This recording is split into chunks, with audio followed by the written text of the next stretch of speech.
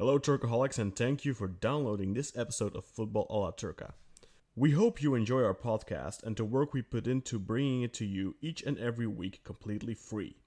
But for those of you who want to support the show, you can join us on Patreon for just $3 a month. Money we'll use to continue improving our hardware, software, and fund our annual hosting on Podbean. You can do so on patreon.com/FALT or just check the show notes. Thank you for your consideration of patronage and enjoy the show.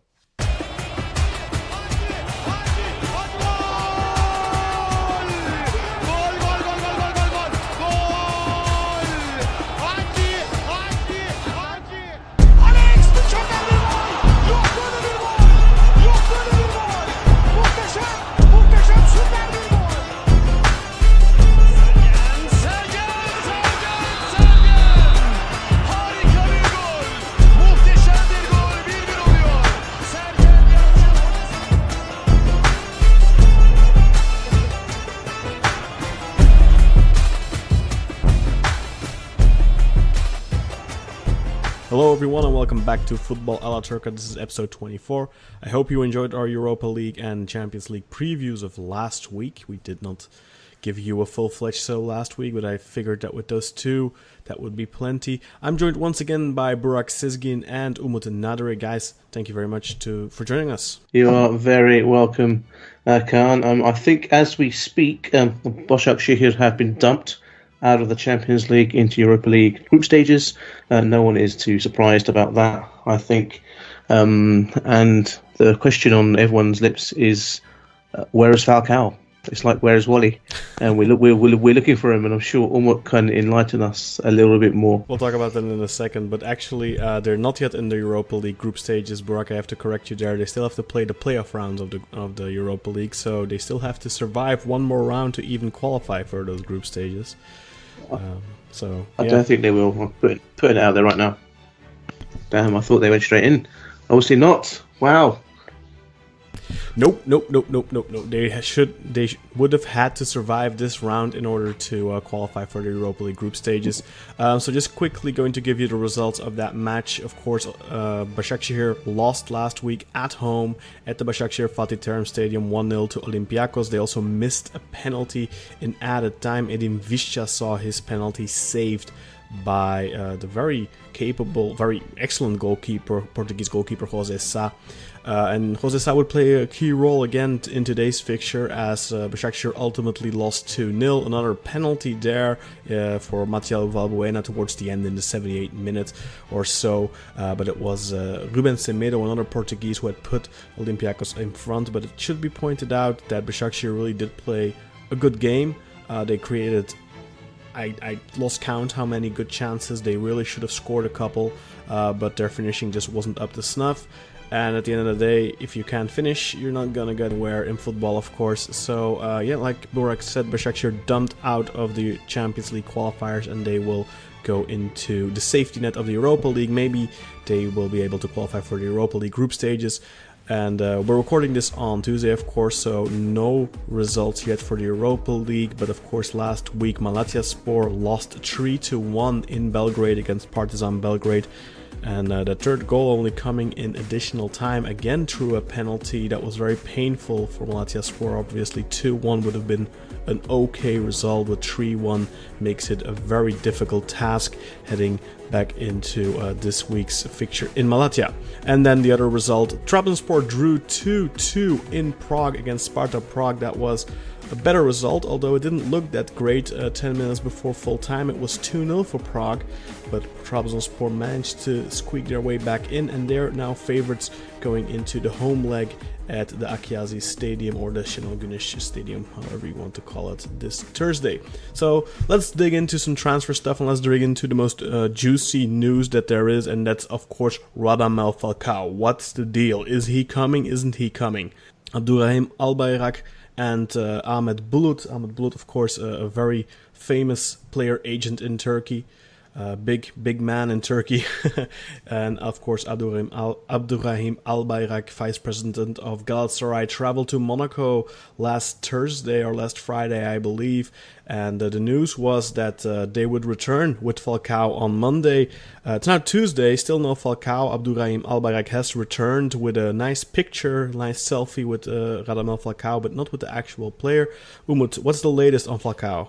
Well, actually, having known Abdurrahim Albayrak since I'm a Galatasaray fan, and I'm really getting used to his weird stuff recently, and came in empty-handed from the airport, and also taking a selfie with Falcao, and after that incident, getting an empty-handed to Istanbul and telling the people, the excited fans about it, which is a negative news, telling them how the situations are like postponed into agreement stuff, negotiating, and so it's about the weird stuff, and I don't think it will happen. But earlier today you said me ESPN has announced Falcao's coming to Galatasaray. However, I don't see it happening right now. I don't think Abdurrahim Albayrak has the ability to negotiate into the talks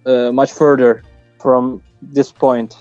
L'Équipe had a very interesting article on it yesterday, I believe it was, in which they basically said, look, Falcao did indeed accept Galatasaray's offer for a 3-year contract with more than 5 million guaranteed wages a year, but he doesn't really have the intention of going there, is what L'Équipe wrote. They said that Falcao's main motivation of accepting this offer was to give himself a stronger position on the at the negotiation table, whether it would be for an extension at Monaco or Valencia, who are rumored to be interested.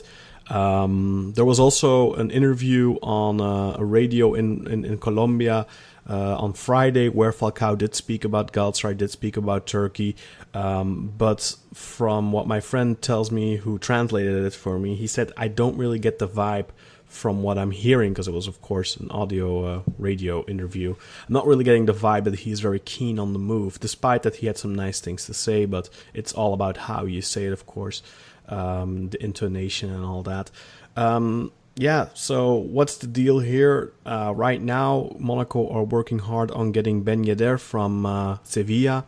But that doesn't necessarily mean that Falcao will be available, especially not for free, which is the big thing. Galatasaray wants to get Radamel Falcao on a free transfer, but Monaco simply aren't willing to let him go on a free. And I think that's the main obstacle right now. Apart from, I think if Galatasaray would come in with a decent offer, let's say 7-8 million, I'm sure Monaco would be willing to oblige. But they're not going to be letting him go for free right now, as it seems. So the transfer seems to be stuck a little bit in deadlock. And then the question is, if you're a vice president of a club like Galatasaray, should you really be giving the fans basically the sign of, look, this is a done deal? Because when we saw that picture of Abdurrahim Albayrak and Falcao posing together, then everyone assumed, look, this is done. He's coming. And then a couple of days later, nothing happens, empty-handed. He returns empty-handed to Istanbul. The question is then, should he not resign? I mean, obviously this can still happen. I mean, if this also this kind of business shouldn't be like advertised as it is, because you give so many people hopes about getting him, and you use that kind of vibe to in your own way to make the like new stuff handy for your own business stuff. Then this kind of approach doesn't get any further. You mess it up, and also it's becoming like a thing for the rivals. You know, they get messy stuff around you all the time. Yeah, you give them stuff like all these kind of talks should be in private until it's done. Yeah. You don't put that type of picture out until the thing is signed. Then you put the picture out. It's amateur hour, in my opinion. I mean, also I think Abdurrahim Albayrak is that kind of amateur, in my point of view. Mm-hmm.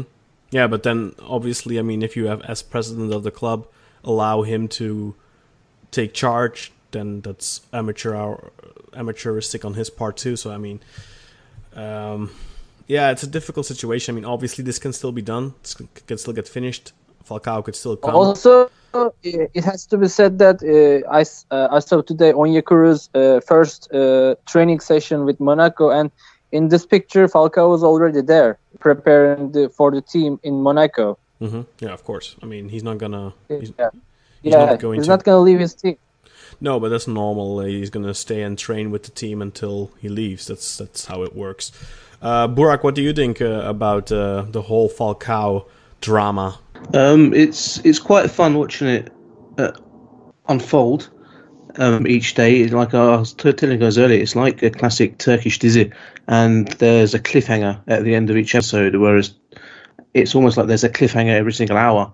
You're hearing talks of Ben Yedder has arrived to Monaco. You're hearing talks of Atletico Madrid having sold someone, and Valencia bought that striker from Valencia, so Valencia might have an opening for him. But then you've got the fact that Falcao would command 5 to 6 million euros a year, almost. The fact that no one seems to want to buy Jugner, who's sitting there on earning his high salary as well, and it's every day. At some point during the day, I think Falcao's going to come, and then I read something online that he's not going to come. Do I want him to come? Of course, I don't want him to come, because he'll be probably a phenomenally good goal scorer. But Falcao I've read reports saying that Falcao doesn't see himself settling down with his family in Istanbul, but like I say, I can't remember if that was from any official sources. It's just been handled. L'Equipe could be the lovely French colleagues over there, but every day there's something different. So I don't know. I still think it might happen. That's how I feel right now. Ask me in another 30 minutes, and I might say something completely different. But it just reminds me of the whole debacle with Allen that happened, and then Kevin Grosskreutz that happened as well. It's just like another catalogue. Don't remind me that. Yeah, so it's just like it's another in a catalogue of errors. So, but like you say, the picture that Al Bayrak took with Falcao and then posted it online, to many Galatasaray fans, that they probably thought, right, done deal. Because why would you be taking a picture with your arm around him? Yeah, not just the fans, but also the media jumps on that, and like you said, it's like 1 hour it's done, the other hour then there's some trouble here or whatever.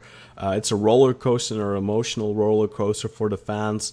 It's been dragging on for a couple of weeks now, and in the meantime, Galatasaray are neglecting to replace fill other voids in the team. I think most importantly, Fernando has been sold to Sevilla, and no replacement has been gotten.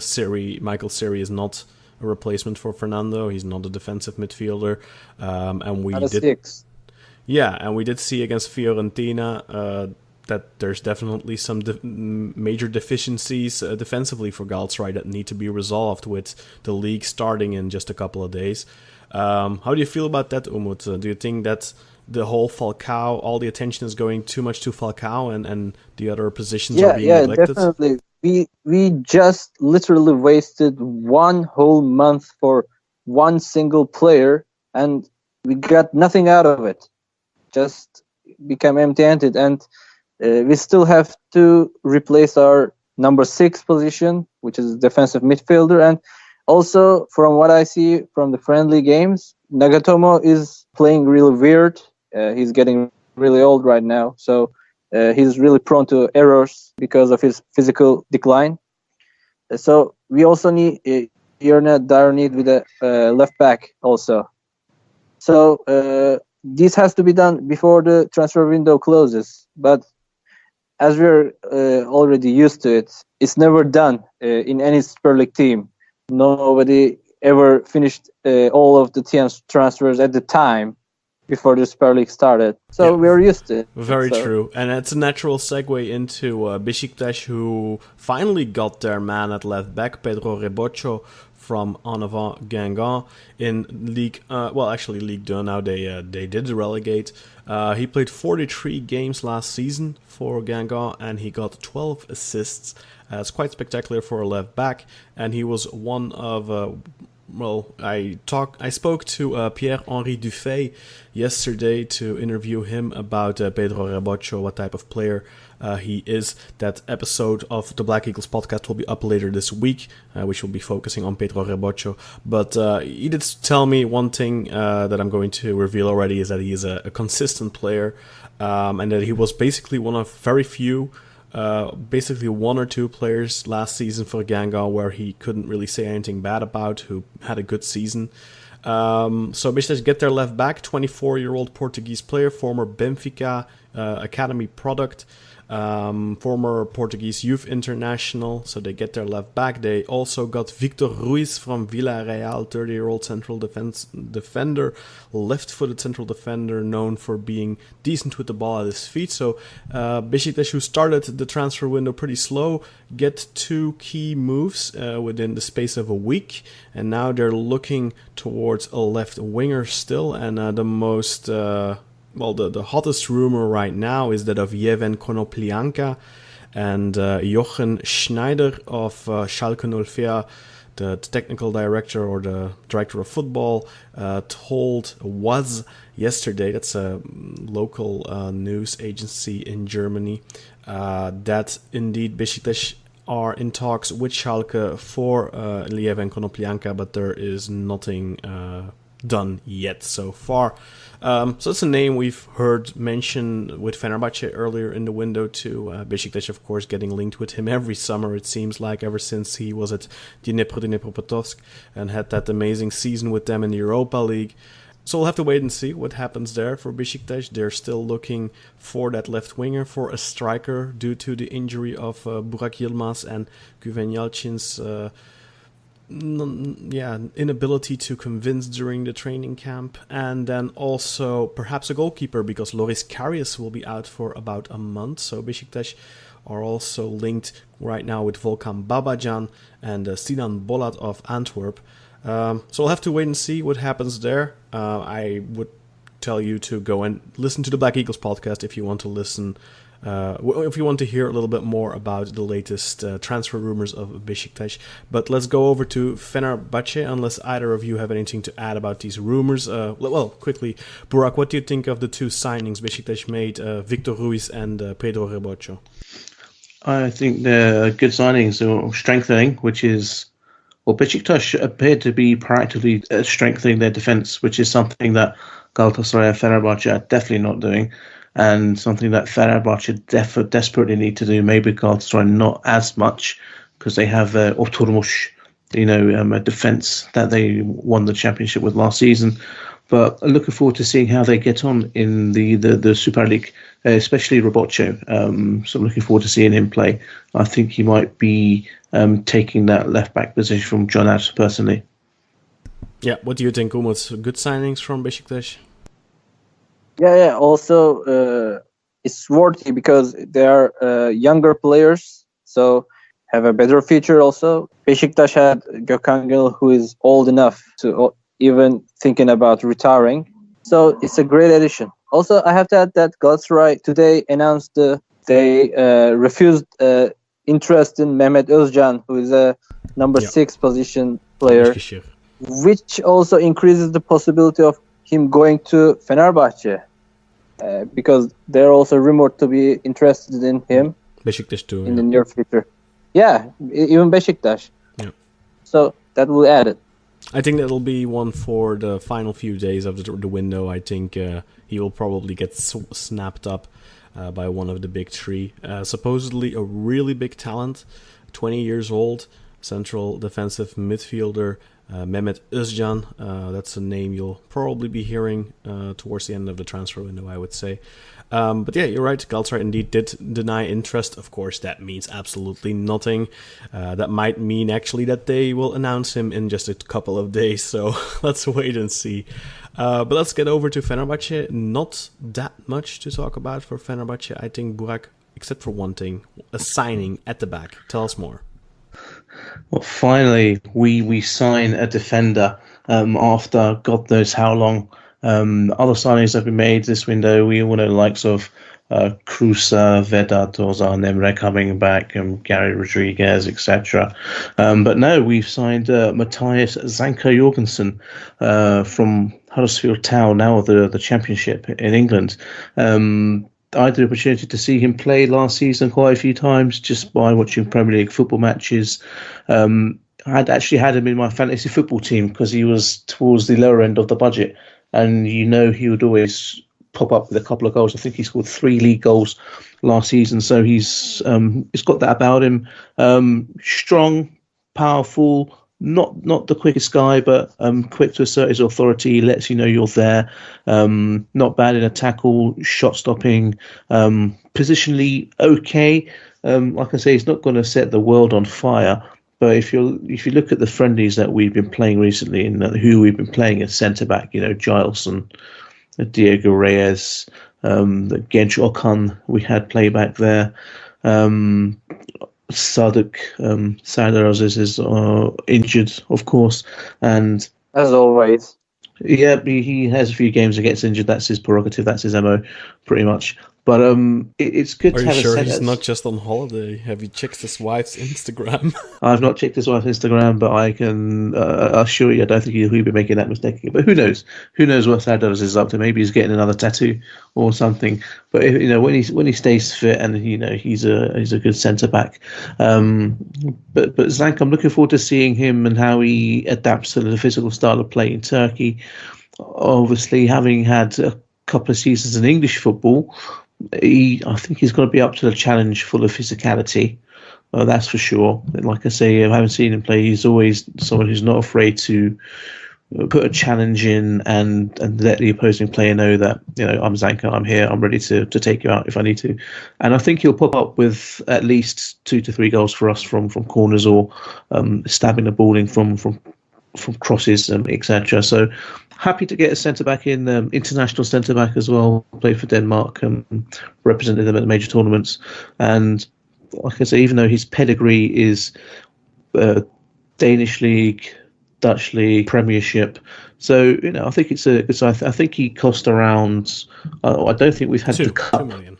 To about 2 million. I think it's a 3 plus 1 year contract. He's 29, so yeah. Hopefully, he'll soon be playing alongside his countryman Simon Kaya, which is a rumour still that has been talked about. It's possible. If we're looking at the rumours going around, so like Kolarov, Sturridge, Kaya, I heard the name of Ahmet Kutucu today somewhere. I can't remember the source. The young Turk, I think he's playing at Schalke.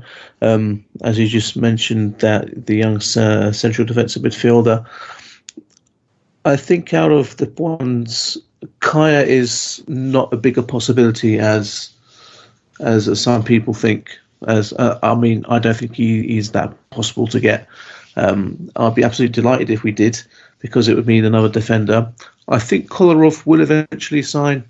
I think that one it's being drawn out, but it's being drawn out by journalists, so you don't see anyone from the Fenerbahçe board talking about it or making any comments anywhere. Ali Koç has said that we announce transfers when they're done, so I can read tens of journalists' opinions every single day saying Roma want this much money, Kolarov wants to come, Kolarov has turned down offers from other clubs in Italy because he wants to come to Fenerbahçe. You can be sketchy about how truthful about what those rumours are. So, but I think that's the transfer that's most likely to be done. Will we get a number 6 in, another central defensive midfielder? Gustavo, too much money. Fejca, he was almost like a plan B, plan C. So whether that will be brought back to life, I don't know. Maybe they'll want to focus on the defence more. And as for Daniel Sturridge, I think he wants 3 million a year, from what I'm reading in the Guardian in the UK. But I know also some American and Italian clubs on him. I think he would be more likely to move to the States, I think, rather than come to Istanbul if he gets a good offer. And do Fenerbahçe really need to allocate more wage budgets towards an attacker right now? I think they have bigger necessities at the back and in the midfield. They should probably not be looking towards getting an attacker before they get their defense sorted. And an injury-prone attacker as well. That's obviously what's always curtailed Daniel Sturridge's career. He's always been a good player. I mean, that season when he was playing alongside Suarez, was it? He had a season, I think it was Suarez and Coutinho. That when he was playing in that Liverpool team, he had them around him. I can't remember if it was Sterling as well, but definitely. Slipped. Yeah, I think that's the one. Yep, back to 2014. But yeah, that was a great season for him. But he had that. Yeah. 14. I was a Liverpool fan. But yeah, that was his best season, I think, because he had good players around him. I don't think he would survive in the Turkish league. I think he would, take one walk out onto the potato field in. And Yalcin Ayhan would cut him in two and it'd be over. Exactly. Fin de la carrière. Bang, done. Yeah. So I'm hoping for at least 2 more transfers before the transfer window shuts. And I'm going to say that's probably going to be, for me, I'm going to say Kolarov and a central defensive midfielder. So I don't think Kai will come as much as I want him to. I think the wage is too high. Yeah. And I don't think we'll get an attacker either. But I'll be happy with another 2 transfers because, boy, do we need them, because that defence is an utter shit show.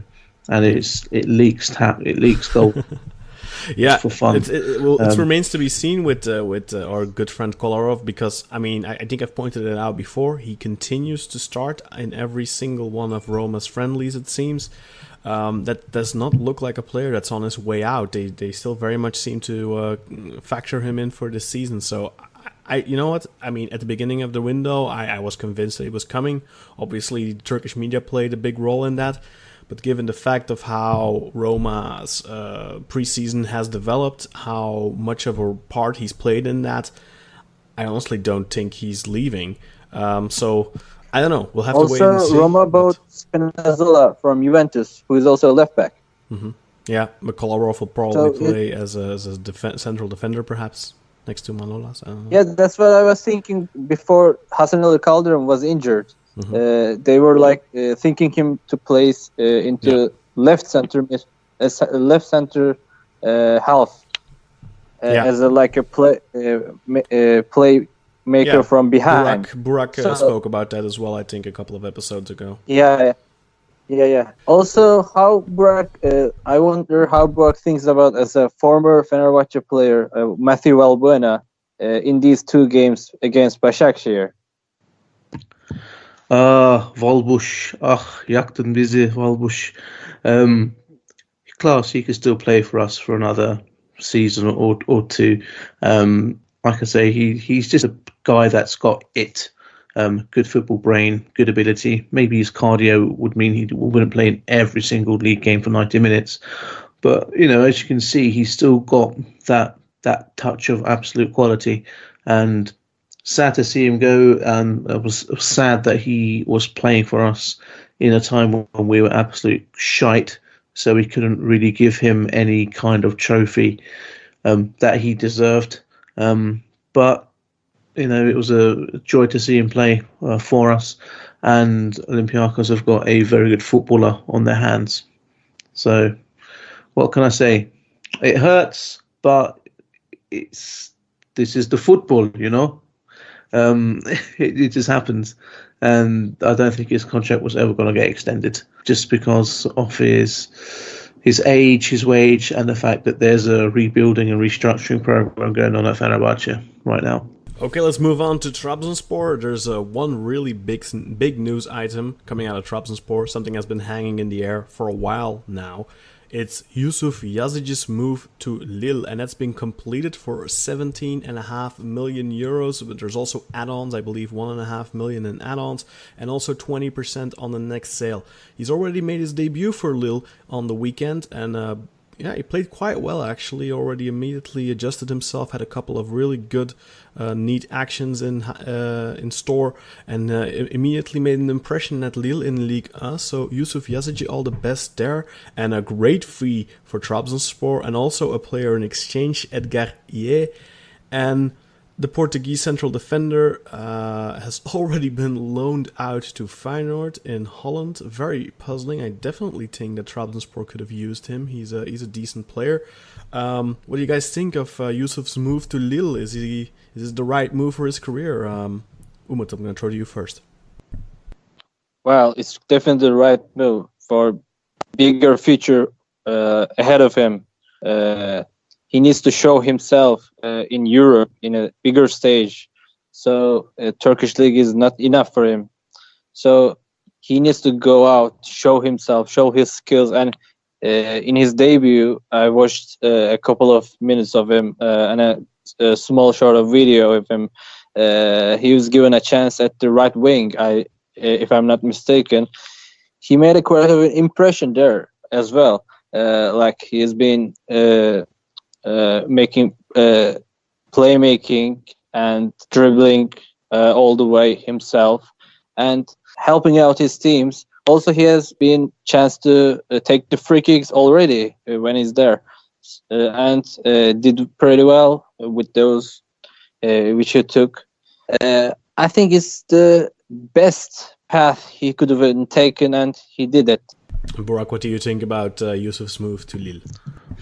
I'm very excited for him, especially for his progress, because I think it's going to aid him greatly in his national team as well. I think the fact that Lille have brought him on that right-hand side of the field, I wonder if they're thinking of trying to get him and Zekic to link up a lot more often, just to have that Turkish connection, like that Ottoman invasion down the right-hand side of their pitch. It'll be good to see him in the Champions League, especially if Lille get drawn against some like big-ticket names as well. I'm not unsure what pot they're going to come out of, but it's an exciting time to watch him as a Turkish football fan, because you think of Yusuf Yazici on the right hand side and you're thinking of Cengiz Ünder on the left, and whoever we choose to play through the middle, whether that's going to be one of the Abdul Kadirs, if Şenol Güneş is going to persist with Çalhanoğlu, but no, please.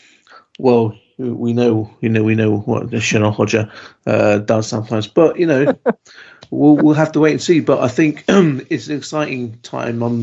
I like to echo what you said. I think it's good for his development, especially. I don't think he could have. I think he reached the ceiling at Trabzonspor in the Turkish league, and he couldn't have pushed on. So I think he's gone to a good club where is like the next level of his development before he then moves on somewhere else bigger. Whether he stays in France and goes to, say, another bigger French club, such as, I don't know, the only ones I can think of, maybe like Marseille, Monaco, Lyon, maybe, or if from there he moves to Germany or one of the other big leagues. But it's all down to him and how hard he works. But he seems to have his head screwed on. The fact that he's got this far based on his ability. So I'll be definitely tuning in to Ligue 1 games this year, especially when Lille play against some of the bigger name French teams. And you may also have to tune into Ligue 2, because Umut Meraş from Bursaspor has made the move to Le Havre in France. The reported fee is somewhere between 1.3 and 2 million euros. So that's a good deal for Bursaspor. 20% of that is supposed to go to Boluspor. But let's wait and see if they actually get their money. Umut Meraş was linked to Besiktas for basically the entire window. Deal was very close before the presidential elections of Bursaspor earlier in the window. Personally, I'm happy that we did not get him and we got Pedro Rebocho instead. But it'll be interesting to see how Umut Meraş continues his development in France. And of course, Bursaspor need that money desperately. So very good move for him, I think, for his development. Ligue 2 is a very good league for young players to develop in. There's lots of talent in there too. So if he manages to get into the team there, we could have a Zeki Çelik light on our hand. He was also linked to Fenerbahçe, and honestly, with Hasan Ali Kaldırım going down with a relatively long injury, I think he's out for about 2 months. A couple of weeks of that have already gone by, of course, but he'll still be missing at least a month or so. I was thinking that Fener might have pushed a little bit harder for Umut Meraş, but he's going to France. Yeah, I thought we would have too. So obviously, he was not a big, a big ticket item for us. I'm saying big ticket a lot today for some reason. I don't know why. Probably because I can't think of the right words. But he wasn't, I think, a big priority name for us. So let's see how he does in Ligue 2. All the best to him, and I hope Boluspor get their money soon. Indeed. Okay, well, I think that's going to do it. There's really not that much in terms of done transfers in the rest of that. There's always a couple of them in the rest of the Anatolian teams, but we'll be running down the transfers in one of the upcoming episodes. But that's going to do it for us for this episode. It's going to be a little bit shorter, but there will be more European previews coming your way as these legs finish. And hopefully Trabzonspor managed to go through. Hopefully Malatyaspor managed to go through. And of course Basaksehir will be in action in the next round of the Europa League playoffs. So still plenty to look forward to in that regard. And of course this weekend the Super League results, we'll be reviewing those next week as well. Quickly, what's your prediction for your team, Burak? What's Fenerbahçe going to do on the opening match day? What do you think? Well, we're playing Basaksehir at home, and I think it will be 3 points for us. Okay. I think Basaksehir is a sleeper team, and they're going to be tough this season. I think they're going to end in definitely the left column. I would say top 8, so wouldn't underestimate them. I'm not. I mean, I also wouldn't be surprised if they flew up blocks like Usain Bolt and knocked us for 6. I'm very worried about who is going to be starting in defence for us.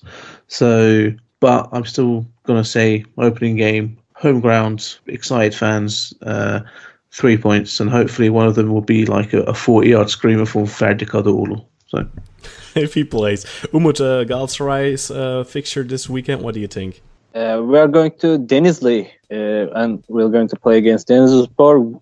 And right now, Denizli is one of the hottest cities in Turkey, which is about 40 degrees Celsius every day here. So I think our players' brains got melt during the play. There should be some water breaks during the game.